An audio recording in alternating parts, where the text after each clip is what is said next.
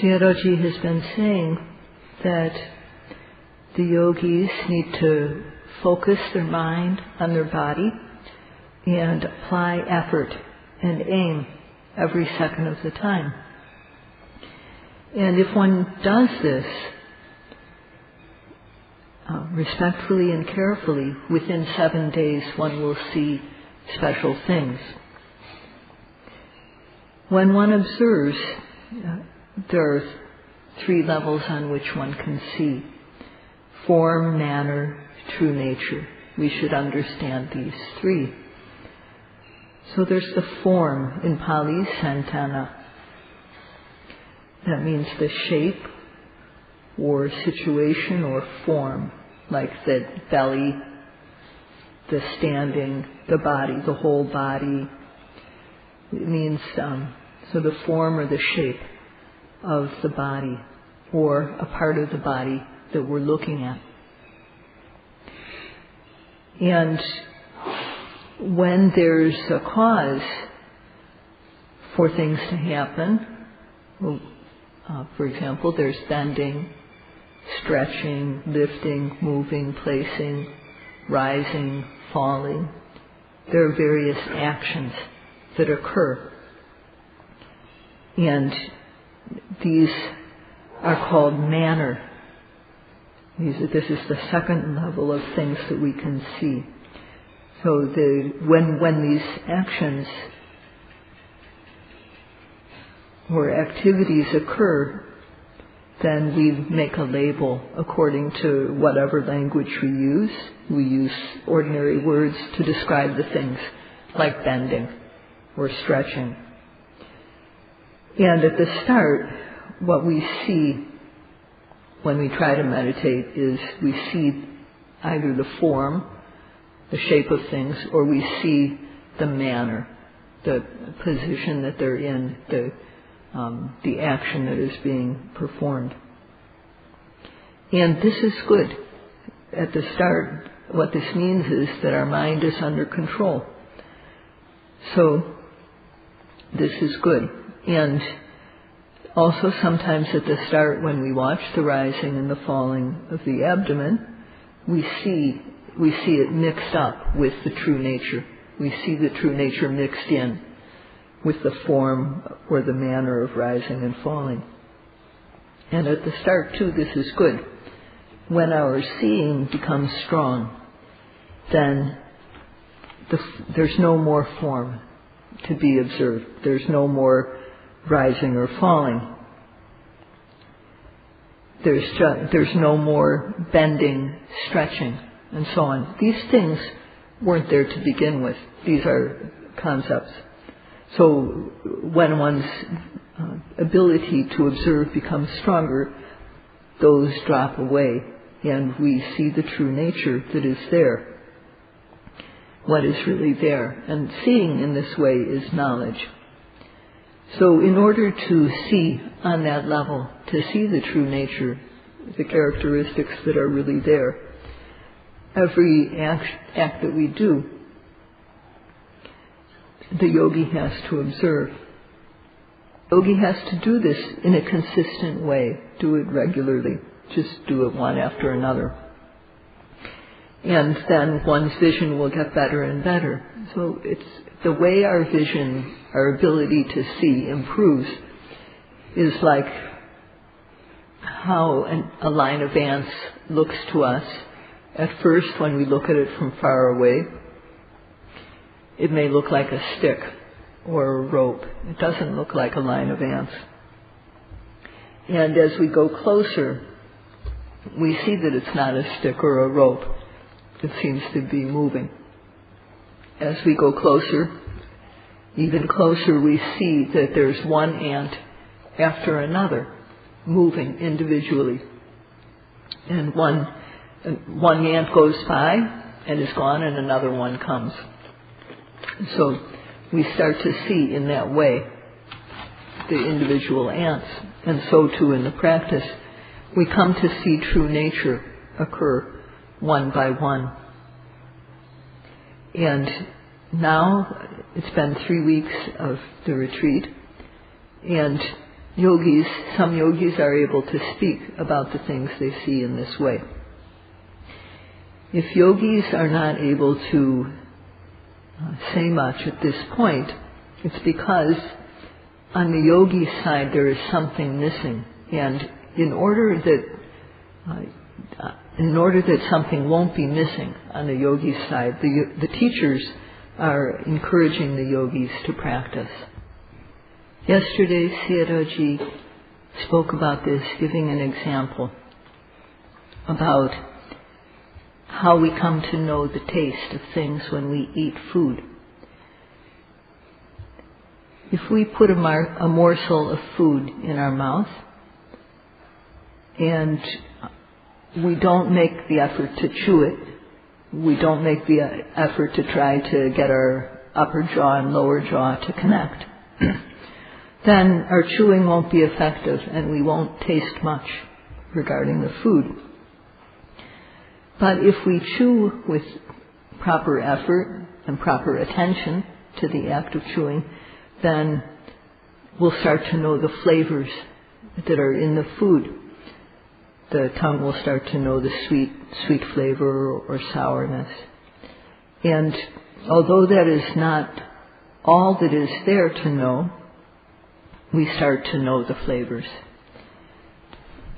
So in every act that we do, there are characteristics, there are things that are like flavor to be known in these actions. And so in order to know these, we have to observe them when they happen. We have to observe seeing when it happens, hearing, smelling, tasting, touching, rising, falling, bending, and stretching. When these happen, we observe them and we add a label. We label them as they happen. And this helps us to become more skilled. When we become more skilled in our observation, so that we're applying effort and our aim is accurate, when we observe the object, then the sati and samadhi, awareness and concentration, will arise. So this is what is meant by observe at the moment of arising. One has to bring these observing qualities together at the moment the object arises. And as we do so again and again with these qualities of effort, aim, sati and samadhi, awareness and collectedness of mind, then we'll start to know the flavor, so to speak, that is in the action. So this is what is meant by only if one observes at the moment of arising will one know true nature for sure. So this is a saying, only if one observes at the moment of arising. If we want to know the individual characteristics, the individual true nature that is there to be known in every act that we do, when something happens, when we perform an action, when there's rising and so on, then one has to apply one's effort and aiming. So applying effort and aiming to observe the object as it arises is the yogi's job. And only when one observes at the moment of arising will one know true nature. So to say that only when one observes at the moment of arising means that this observation at the moment of arising is the condition that is necessary for the knowledge of true nature to come about. Knowledge will come about when that condition is fulfilled. If we observe with applying effort and accurate aim right at the moment an object arises, this will bring knowledge about. So one has to apply effort and accurate aim, and then knowledge will arise. This doesn't come about through reflection. With reflection, our progress will be slowed. We won't accomplish gaining knowledge through reflection. And as Sayadawji mentioned, is in the example of seeing an apple in front of us. When there's an apple in front of us, just by seeing it, we don't know the taste yet. Just by seeing it, knowing it's an apple. We don't know the taste directly until we actually take the apple, bite into it, chew it. Then we know that it's sweet or cool, sour. When we observe the rising and the falling with the method of Satipatthana, and our mental energy becomes strong, then we observe qualities that are there, such as stiffness or tension or motion, vibration. These are some of the qualities that can be found in rising and falling. And while one is observing that, one also comes to see that what we watch has a beginning, a middle, and an end. There's 3 parts to it. So at the start of our being able to observe the characteristics, the true nature, like stiffness, tension, moving, and vibration, at the start, what we see is the middle. We just see the abdomen while it's stiff. We see when we observe the rising or when we observe the falling, we just see it while it's moving,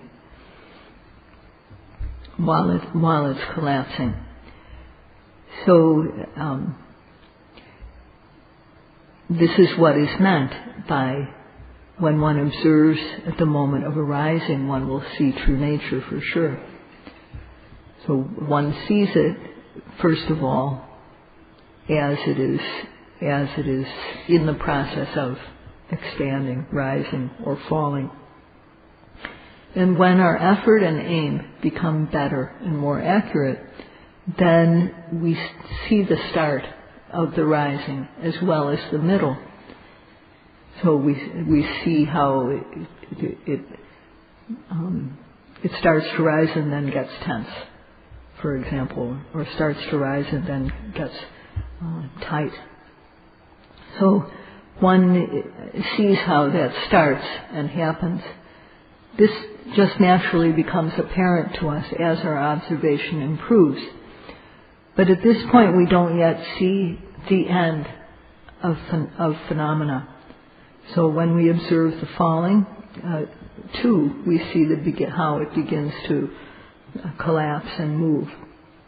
So we see the beginning and middle of the rising, the beginning and middle of the falling, and other objects.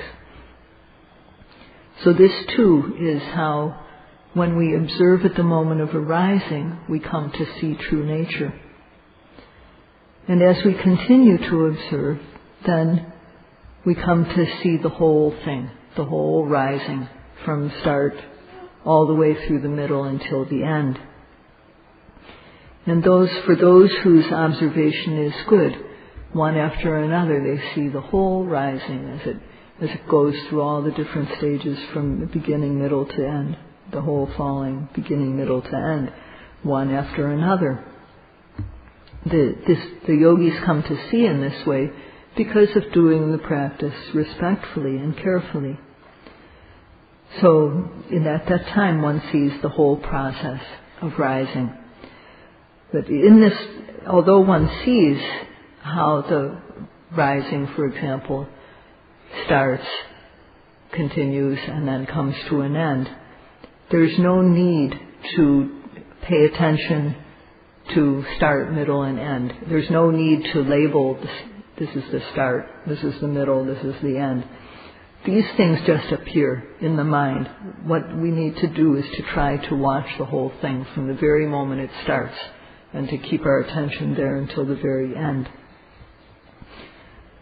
So by doing this, we come to be able to see the whole thing. And this too is how we see true nature when we observe at the moment of arising. So when we are able to see true nature, only then will the compound characteristic appear, sankata lakkhana, the characteristic that things have of having a beginning, middle, and end. That only starts to appear in our mind after we see the true nature clearly. And when one starts to see the ending of the object, when one is able to see the objects come to an end, then this is the start of Vipassana knowledge. The true nature of things, sabhava, don't appear to people who reflect. When people reflect instead of observing, the most that will appear in one's mind is just the manner of things, the manner or position. So if sabhava, true nature, is not seen, then its beginning, middle, and end, of course, won't appear. That is sankata lakkhana.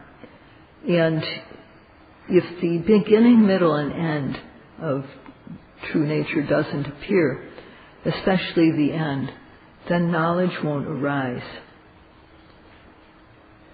So when one observes rising, the rising arises and then passes away. It starts and then it comes to an end. Falling too. It arises and then it passes away. Lifting arises and passes away. Moving, placing also arise and then pass away. Seeing, hearing, smelling, tasting, touching, all these things, anything we can observe, arises and passes away. So all seeing this, especially seeing the ending of all these true nature or sabhava, all true nature comes to an end. It arises, and having arisen, it passes away. All mental phenomena arise and then pass away. All physical phenomena arise and then pass away. But these are all the same in that way. Having arisen, they pass away. And this type of characteristic is called common characteristic or samanya lakkhana. So the individual characteristic is sabhava lakkhana, or true nature. And then the compound characteristic, that of having appearing to have a beginning, middle, and end, is sankata lakkhana. And their common characteristic is called in Pali samanya lakkhana. So only when one sees the ending of the rising, the falling, and other objects, and one knows, oh, this disappears, only then will we start to see this. Only then are we seeing the common characteristic of samanya lakkhana. And this only happens when we are able to see how things have a beginning, middle, and end.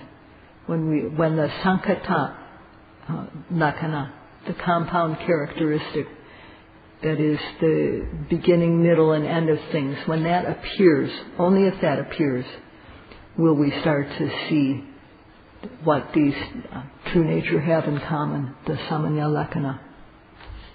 Knowing how things come to an end like that is the start of Vipassana knowledge.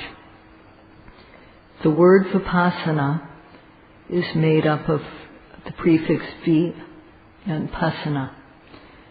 And vi means to see the physical and mental phenomena, mind and matter, or nama and rupa, which are related as cause and effect, to see how they arise and pass away in a special way.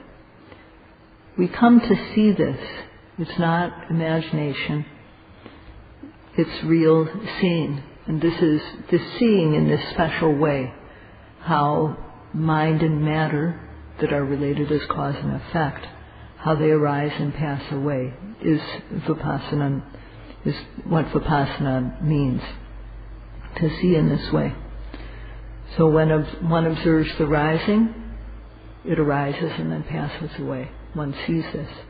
One observes falling, it too arises and then passes away. One by one, the rising and the falling. Each time we observe them, we see them arise and then pass away. And from time to time, there's heat. We observe it, it arises and passes away. Sometimes coldness, we observe it, it arises and passes away. Hardness, we observe it, it arises, passes away. Sometimes when there's seeing, we note it, it too arises and then falls apart. Hearing, when we note it, it arises and passes away.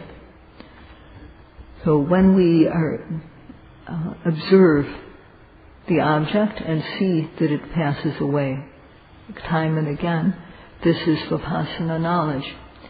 And only when one sees samanya, only when one sees the common characteristic that is rising and passing away, has Vipassana knowledge begun. So observing in this way at the start of Vipassana knowledge, the discomfort and pain in one's body becomes very strong. And when we observe it, it becomes worse. Something aches, we watch it, it gets worse. These pains are just the way they were. These pains are just normal. But what is happening is that our mind has become like a magnifying glass. And it seems to be magnifying, everything seems to be much bigger than it ever was before. So at this stage, please do not give up, because if one shifts and changes every time there is pain, then one won't get over this stage in the practice. So as much as possible, one needs to try to be patient in observing pain. So one should just surrender oneself to the pain without worrying about life and limb. Because, as Sayadaw said, no one has died yet of watching their pain.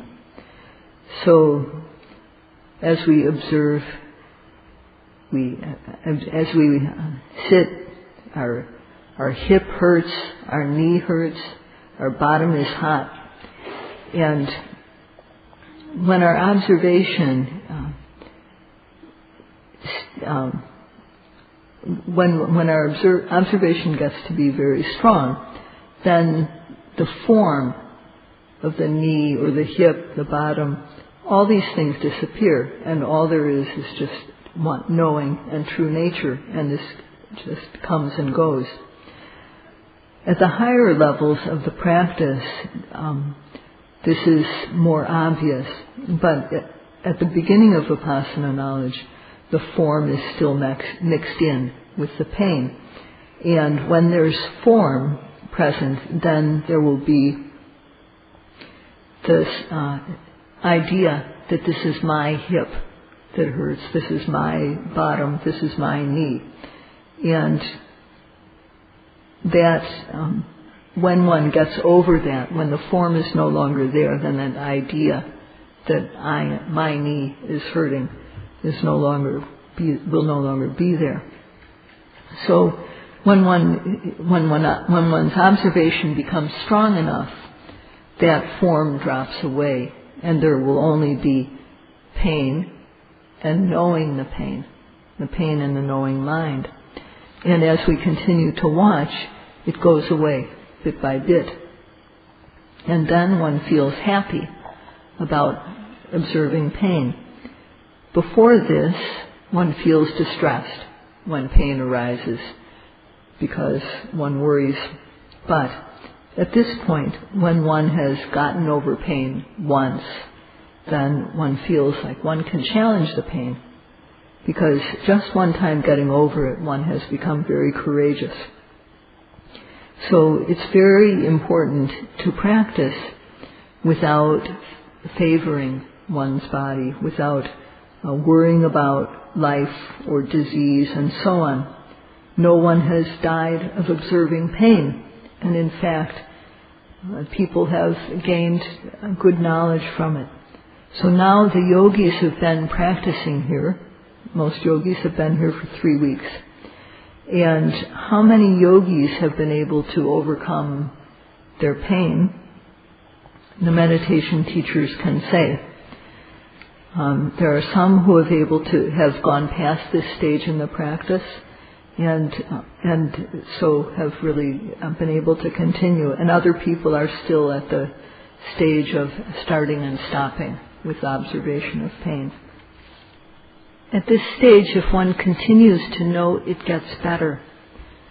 Once one has overcome pain, one's practice improves further. And first of all, one's awareness, one's noting, observation becomes better in that previously, before this stage, one had to make effort to note every object. And most of the time one would miss, and only a few of the times was one able to catch things. But after overcoming pain, the noting becomes very swift. So when the rising happens, one observes that it rises and passes away. One sees things arise, pass away. Heat arises, passes away. Cold arises, passes away. In stages. So the objects occur very quickly, and also one's observation, one's knowing of them also is very swift. And at that time, because one's notings are continuous, the mind becomes very clean. And this clean mind makes the blood in our body also quite clean. And it makes our skin, the blood is clean, so the skin also becomes clear and clean. And light starts to come out. And sometimes yogis find that the whole room becomes light. Even the whole monastery can become light from the light emitted from a yogi's body at this stage in the practice. So the knowledge also becomes very swift and sharp at this point. And because of that, one's faith also becomes quite strong. One feels convinced this is really the true way.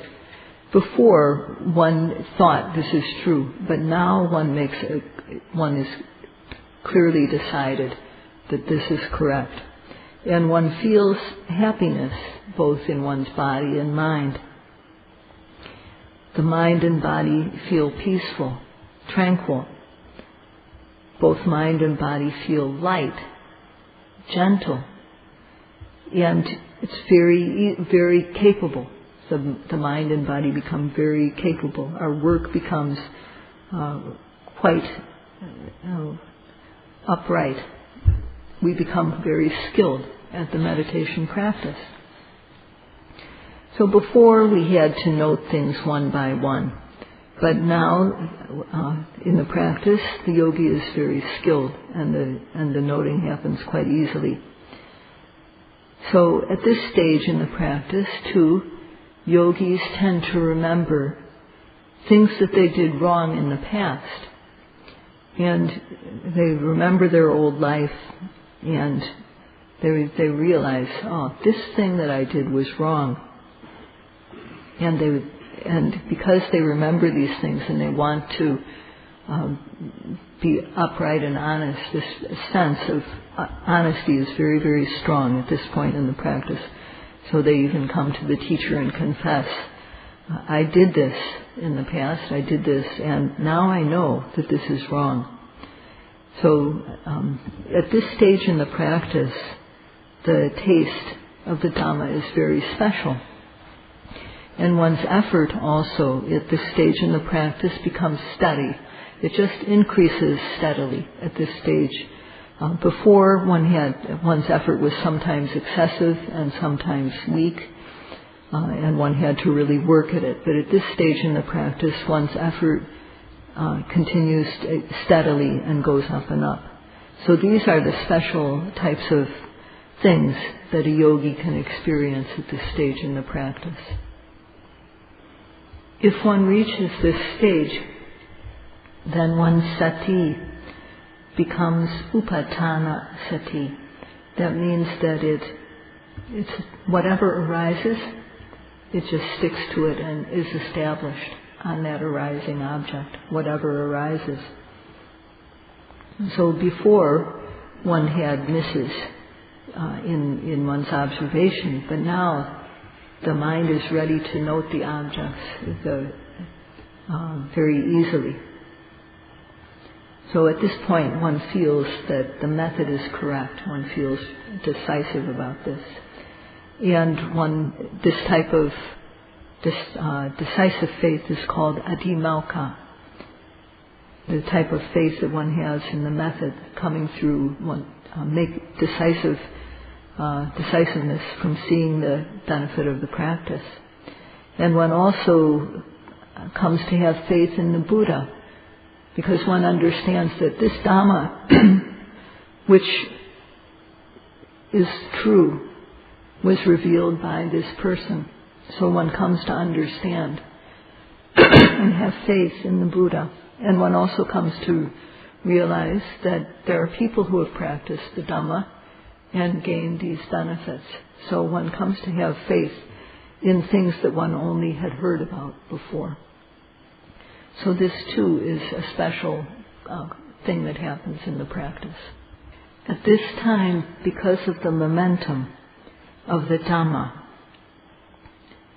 the blood flowing in our body becomes very clean. And as the blood flows through the body so cleanly, diseases which couldn't be cured before are overcome and they don't come back. This can happen at this stage in the practice.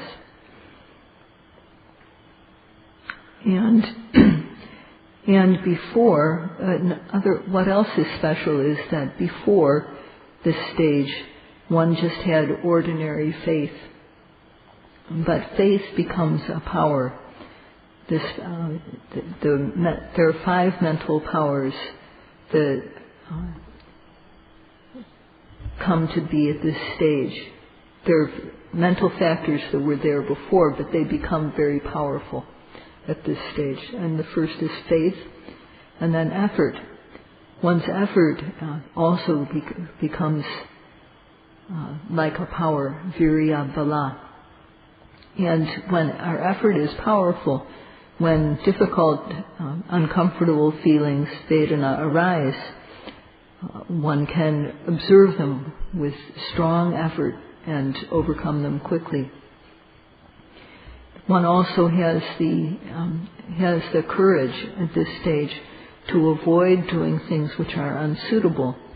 And when one has done something wrong, one has the courage to admit one's wrongs. And because of the powerful effort, sati also becomes powerful. And with powerful observation, then samadhi follows. The mind becomes collected, and these two bring about panya, very powerful wisdom. So from starting from very small and detailed things, one is able to see clearly.